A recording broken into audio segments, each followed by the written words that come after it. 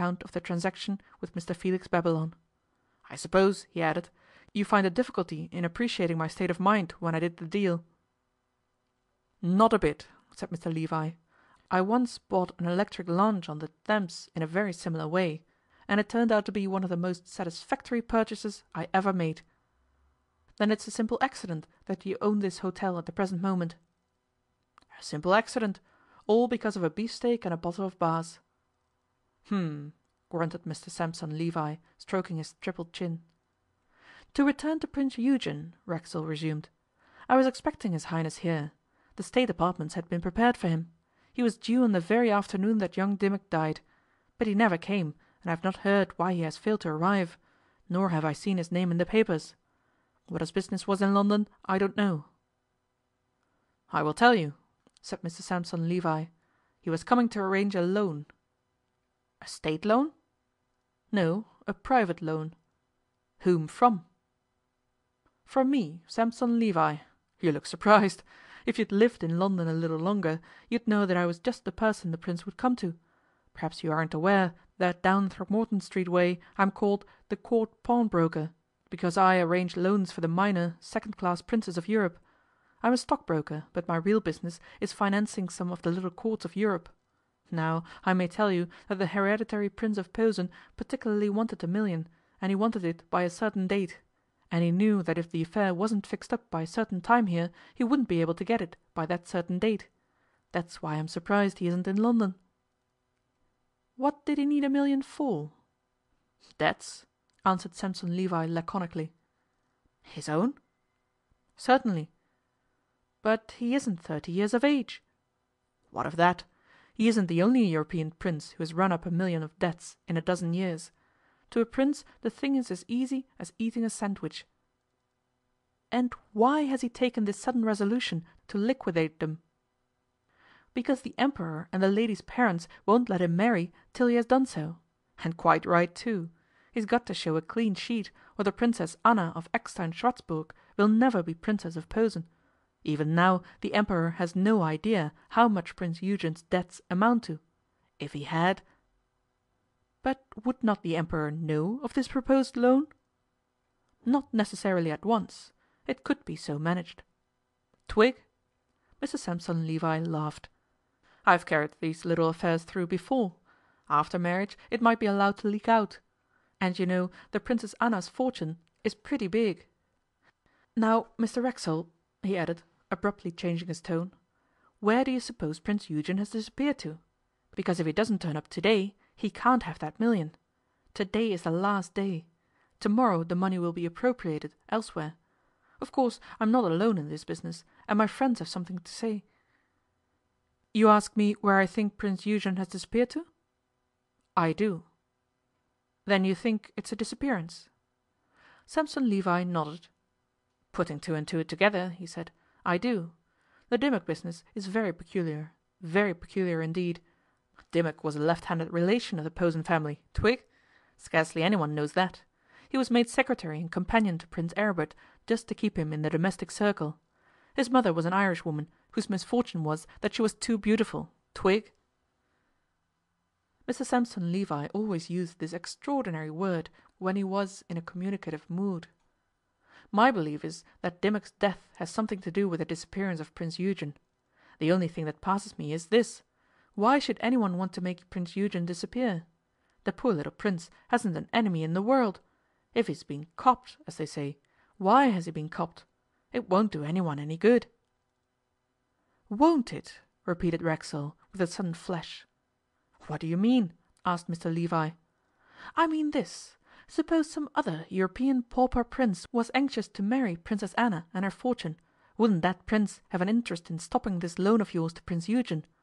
Wouldn't he have an interest in causing Prince Eugen to disappear, at any rate for a time?" Sampson Levi thought hard for a few moments. "Mr. Theodore Racksole," he said at length, "I do believe you've hit on something." Chapter 12. Rocco and room number 111. On the afternoon of the same day, the interview just described had occurred in the morning, Racksole was visited by another idea, and he said to himself that he ought to have thought of it before. The conversation with Mr Sampson Levi had continued for a considerable time, and the two men had exchanged various notions and agreed to meet again, but the theory that Reginald Dimmock had probably been a traitor to his family, a traitor whose repentance had caused his death, had not been thoroughly discussed. The talk had tended rather to continental politics, with a view to discovering what princely family might have an interest in the temporary disappearance of Prince Eugen. Now, as Racksole considered in detail the particular affair of Reginald Dimmock deceased, he was struck by one point especially, to wit, why had Dimmock and Jules manoeuvred to turn Nella Racksole out of room number 111 on that first night? That they had so manoeuvred, that the broken window pane was not a mere accident, Racksole felt perfectly sure. He had felt perfectly sure all along, but the significance of the fact had not struck him. It was plain to him now that there must be something of extraordinary and peculiar importance about room number 111. After lunch he wandered quietly upstairs and looked at room number 111. That is to say, he looked at the outside of it. It happened to be occupied, but the guest was leaving that evening.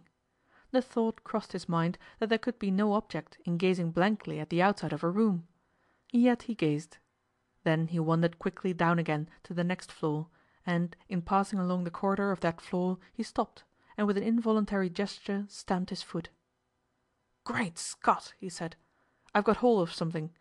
Number 111 is exactly over the State apartments."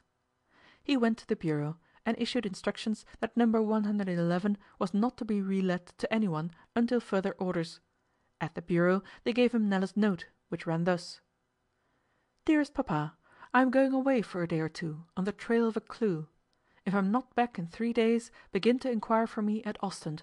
Till then, leave me alone. Your sagacious daughter, Nell." These few words, in Nella's large scrawling hand, filled one side of the paper. At the bottom was a P.T.O. He turned over and read the sentence, underlined: "P.S. Keep an eye on Rocco." "I wonder what the little creature is up to," he murmured, as he tore the letter into small fragments and threw them into the waste paper basket.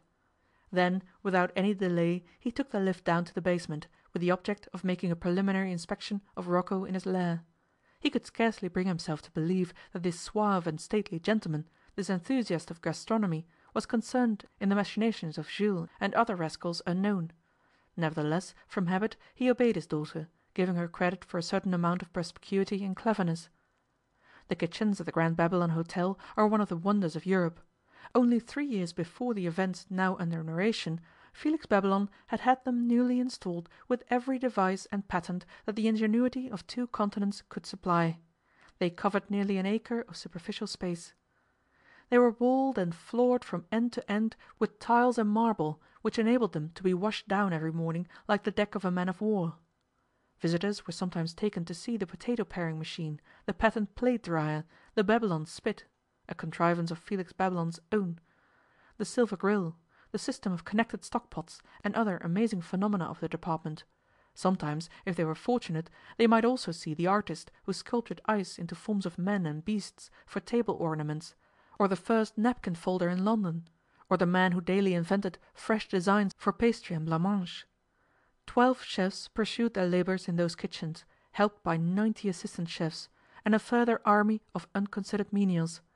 Over all these was Rocco, supreme and unapproachable. Half way along the suite of kitchens Rocco had an apartment of his own, wherein he thought out those magnificent combinations, those marvellous feats of succulence and originality, which had given him his fame. Visitors never caught a glimpse of Rocco in the kitchens, though sometimes, on a special night, he would stroll nonchalantly through the dining room, like the great man he was, to receive the compliments of the hotel habitués, people of insight who recognized his uniqueness. Theodore Racksole's sudden and unusual appearance in the kitchen caused a little stir. He nodded to some of the chefs, but said nothing to anyone, merely wandering about amid the maze of copper utensils and white-capped workers.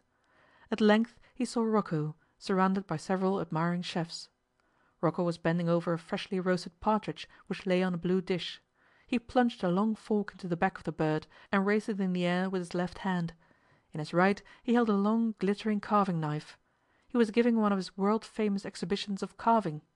In 4 swift, unerring, delicate, perfect strokes he cleanly severed the limbs of the partridge. It was a wonderful achievement. how wondrous none but the really skilful